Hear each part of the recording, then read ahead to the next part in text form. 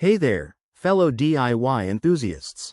Welcome to today's video where we're tackling the frustrating E85 error code on your Electrolux washer from 2025. If your machine is flashing this code and refusing to run a cycle, you're in the right place. I'm going to walk you through a simple, step-by-step fix that could save you a pricey service call. Let's dive in. First off, what exactly is the E85 error? In Electrolux washers, this code usually points to an issue with the water pressure or the inlet valve system. It might mean there's not enough water flowing in, or there's a blockage somewhere. Don't panic.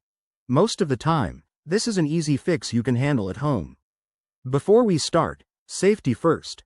Always unplug your washer from the power outlet to avoid any electrical mishaps.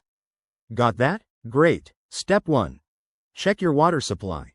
Make sure the hoses connected to the back of your washer are securely attached and that the water taps are fully turned on. Sometimes, it's as simple as a kinked hose or a partially closed valve. Next, inspect the inlet filters. These little screens can get clogged with debris over time. Locate the filters at the end of the water inlet hoses, usually where they connect to the washer.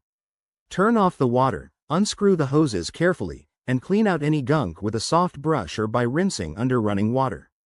Reattach everything tightly once you're done. Now, let's try resetting the washer. Plug it back in, then press and hold the start button for about 5 seconds, or follow your model's specific reset instructions in the manual. Run a test cycle to see if the error clears. If that doesn't work, it could be a faulty pressure sensor or valve. In that case, you might need to call a professional technician. Remember, if your washer is still under warranty, contact Electrolux support first. There you have it, a straightforward guide to fixing the E85 error. I hope this saves you time and frustration. If you found this helpful, give it a thumbs up and subscribe for more home repair tips. Drop your questions in the comments below, and I'll see you in the next video. Stay safe and keep fixing.